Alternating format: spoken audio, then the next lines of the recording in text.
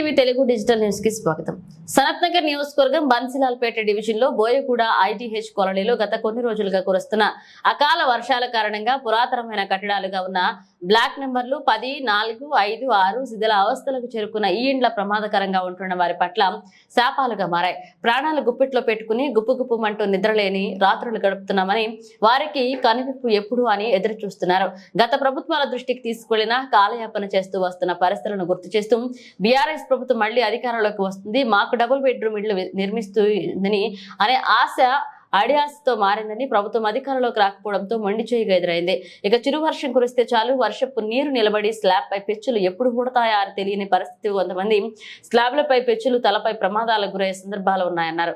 ఈ పరిస్థితిని మాజీ మంత్రి స్థానిక ఎమ్మెల్యే తలసాని శ్రీనివాస్ యాదవ్ దృష్టికి బీఆర్ఎస్ పార్టీ డివిజన్ అధ్యక్షుడు ఎల్ వెంకటేశం, ఐడీహెచ్ కాలనీ వాసులు బుధవారం దృష్టికి తీసుకువెళ్లారు. వెంటనే స్పందించిన ఎమ్మెల్యే తలసాని స్థానిక కార్పొరేటర్ తో కలిసి ఐడీహెచ్ కాలనీలో ఉన్న శిథిలావస్థకు చేరిన ఇండ్లను పరిశీలించారు. వారు మీడియాతో మాట్లాడుతూ ఇక్కడి పరిస్థితులు చాలా దారుణమైన స్థితిలో ఉన్నాయని, ప్రభుత్వం వెంటనే స్పందించి న్యాయం చేయాలని కోరారు.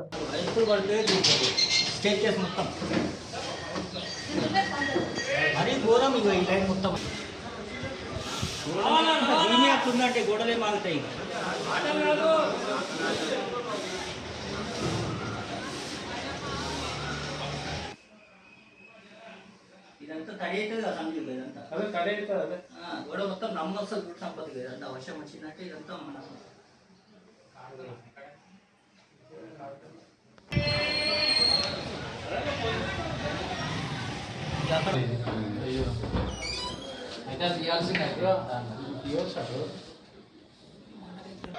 పైన మొత్తము నీళ్ళు కడుతూనే ఉంటాయి, రేకులు కారినట్టు.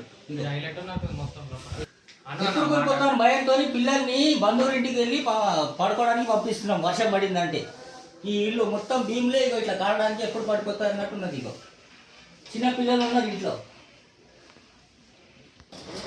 మొత్తం. ఇగో మొత్తం మెయిన్ పిల్లర్లు గోడ కూడా కాదు, రేకులు పెంకింట్లో ఉన్నట్టు ఇలా ఉన్నది. ఎప్పుడు పడిపోతుందో తెలియదు. ఇక గోడ ముట్టుకున్నామంటే భయం వేస్తుంది. వర్షం దేనికి భయం వేస్తుంది? మొత్తం అర్థింగ్ వస్తున్నది. మొన్న మా అమ్మకి షార్ట్ కొట్టించి కింద పడిపోయింది. అయ్యో, ఎప్పుడు పడిపోతుందో తెలియదు. గోడలు అట్లా ఉన్నాయి. ఏ గోడ ముట్టుకోవాలన్నా కూడా చాలా కష్టంగా ఉన్నది, భయంగా ఉన్నది.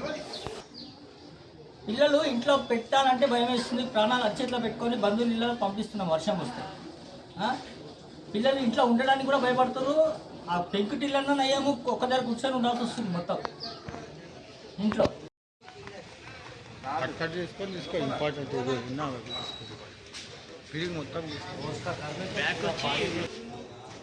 ఇక భీము క్రాక్ అయిందంటే ఏమవుతుందో సపోర్ట్. ఈ మెట్లది ఎప్పుడు పడుతుందో ఇగో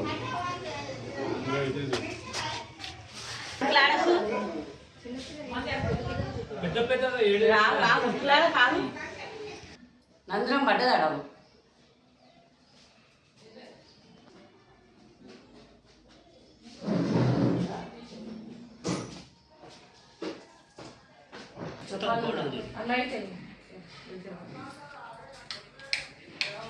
जगह नहीं है, ये कब गिरता क्या होता नहीं मन, ये बहुत डेंजर है यहाँ पर। पानी टपकता रिक्शे वाले कैसा कमा के कैसा खाना नहीं है हमारे को। ये बताओ भाभी, ये तो पूरा टपकता पूरा टपकता. అయ్యో పాపం పడుకుని జాగానే ఇక్కడ పండ పెడతా, నేనేమో అక్కడ పడుకుంటాను. ये सब बकेट रखती पानी के लिए. ये पूरा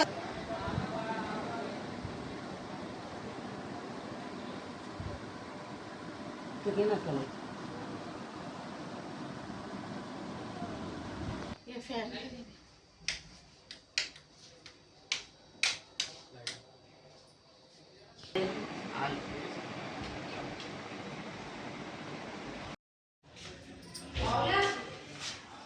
అక్కడైతే బాగా అక్కడ మెట్ల మీద మొన్న మా బాబు మీద స్కూల్ వెళ్తుంటే పడి ఇంట్లో కూడా దిగింది మొత్తం. పెద్దవారికి మరి అధికారుల్లో ఉన్న అందరికీ కూడా మా కృతజ్ఞతలు చెల్లించుకుంటున్నాము. ఈ బ్లాక్ 10 నెంబర్లో చాలా మాకు ఇబ్బందిగా అవుతుంది. వర్షం వచ్చినప్పుడు చాలా స్లాబ్లో నుండి నీళ్లు పడి చాలా కరెంటు షార్ట్ కొడుతుంది. పిల్లలు స్కూల్కి వెళ్తుంటే కూడా చాలా అవి పచ్చలు పడి కింద పిల్లల తలల మీద పడుతున్నాయి. మేము చాలా ప్రాణాన్ని అరచేతిలో పెట్టుకుని బ్రతుకుతున్నాం. దయచేసి పెద్దవారందరూ మా మీద కనికరం చూపాలని కోరుకుంటున్నాం. ఇంట్లో చిన్నపిల్లలు చెప్పేశారు. బండి ఈ ఇంట్లో హార్ట్ పేషెంట్ ఉండే సార్, హార్ట్ పేషెంట్ ఉండే వర్షం పడ్డప్పుడల్లా వాళ్ళకి నిద్ర, ఎవ్వరికి నిద్ర లేదు. ఇక్కడ నిద్ర అనేది కరువైపోయింది. వర్షం వర్షాకాలం అయితే నిద్రలు ఉండలేవు. ఇక్కడ అందు గురించే కాల్ చేసుకొని వెళ్ళిపోయారు. హార్ట్ పేషెంట్ నా రాత్రిలో పీట నిద్ర గిట్ట లేదు, లేకుండా ప్రాబ్లం అవుతుందని అప్పటి నీళ్ళు వర్షం నీళ్ళే భయానికి కాల్ చేసి వెళ్ళిపోయారు. పిల్లలు కూడా ఉండే వాళ్ళకి చిన్న చిన్న పిల్లలు, మళ్ళీ చిన్న పిల్లలకి ఏమవుతుందో అని పెంకులు మీదికెళ్ళి పడుతున్నాయి. ఇది చాలా దయనీయ పరిస్థితి. ఈ 10 నెంబర్ బ్లాక్లో ఇప్పటికైనా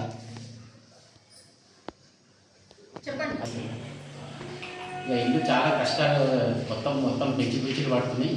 మొత్తం ఉండడానికి కష్టమైతుంది. పట్టలేకపోతున్నాం. 2 రూమ్ మొత్తం కారుతున్నది. ఎక్కడ ఉండలేకపోతున్నాం. రాత్రి నిద్ర లేదు, ఏం లేదు. మా సిస్టర్ కూడా హార్ట్ ప్రాబ్లం ఉంది. ఈ ఏడాది దగ్గర కిరాయి తీసుకుని ఉన్నాము కొద్ది రోజులు. దయచేసి ఇప్పుడు తొందరగా ఏదైనా కట్టేయండి, తొందరగా ఏదైనా చేసి ఇక్కడ కట్టేయండి, మాకు కూడా బాగుంటుందని విజ్ఞప్తి చేస్తున్నాను. ఈయనతో కూర్చోడానికి కూడా స్థలం ఉండదు. పెంకుటి ఇట్లా ఉన్నట్టే ఉంటుంది. ఆ పెంకుటిలో ఎక్కడ పడుతుందో ఏందని తెలుస్తుంది. ఇది మాత్రం ఎప్పుడు పడుతుందో తెలియదు. ఇదిగోండి మెయిన్ పిల్లర్ దగ్గర చేసుకో, మొత్తం గోడ మొత్తం ఇదిగో. ఈ గోడ ఏది ముట్టుకోవాలన్నా కూడా మొత్తం షార్ట్ వస్తున్నది. వర్షం వచ్చిందంటే ఇంత మెయిన్ పిల్లర్ కూడా ఉన్నది మొత్తం అర్థింగ్. ఎప్పుడు పడుతుందో తెలియదు, అట్లా ఉన్నది. ఇంకో ఇట్లా గోడ ముట్టుకోవాలంటే భయం. వర్షం వచ్చిందంటే ప్లగ్గులు, కరెంటు, లైట్ వేయాలన్నా, ఫ్యాన్ వేయాలన్నా, ఏది వేయాలన్నా కూడా. మా కొడుకుకి తలపైన పడ్డది కాదు మొన్న.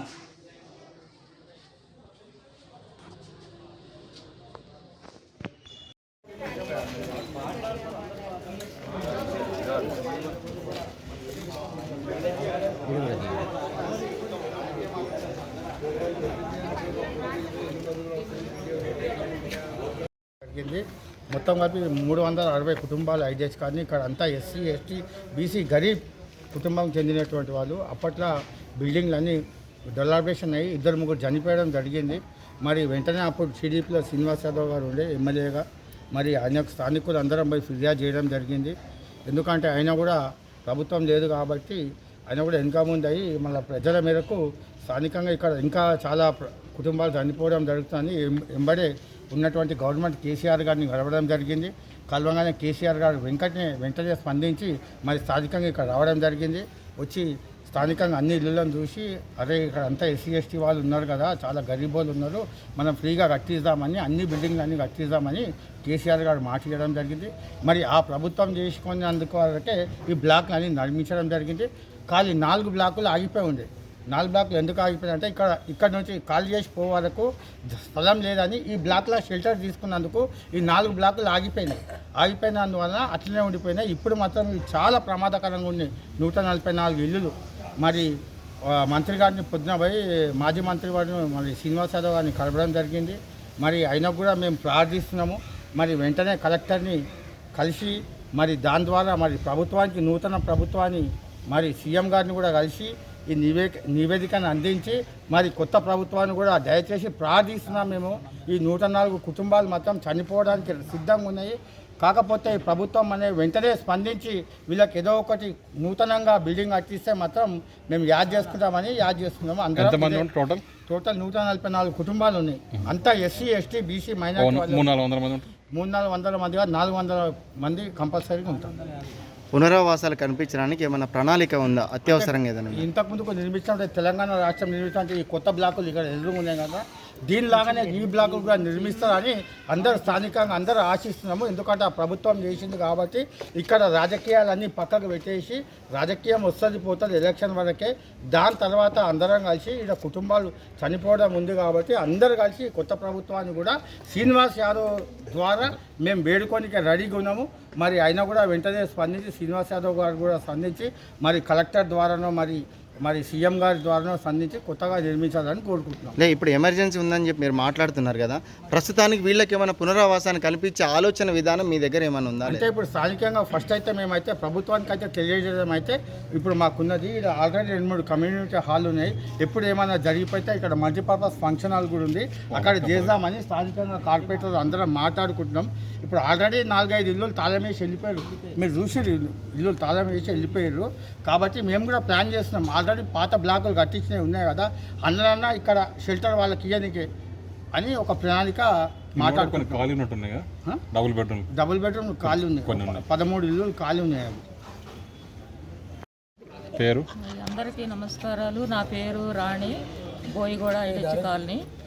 మరి ఇక్కడ బ్లాక్ 10, మరి ఇక్కడ 25 సంవత్సరాల నుండి ఉంటున్నాం సార్.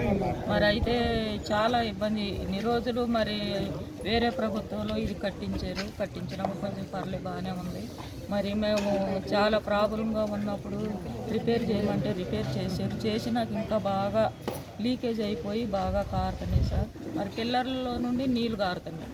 మరి ఏదైనా చిచ్ చేయాలంటే భయం అవుతుంది. ఫ్యాన్లో నుండి మరి బల్బుల్లో నుండి నీళ్ళు కారుతున్నాయి బాగా.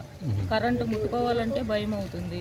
మరి పిల్లలు కూడా స్కూల్కి వెళ్తుంటే ఈ పచ్చలు కూడా తల మీద పడుతున్నాయి. మరి చాలా ఇబ్బందులతో ఉండడం, ప్రాణం అరిచేతుల్లో పెట్టుకొని బ్రతుకుతున్నాం సార్. మరి దయచేసి మరి అందరూ కూడా మా మీద దయ చూపాలని కోరుకుంటున్నాం సార్.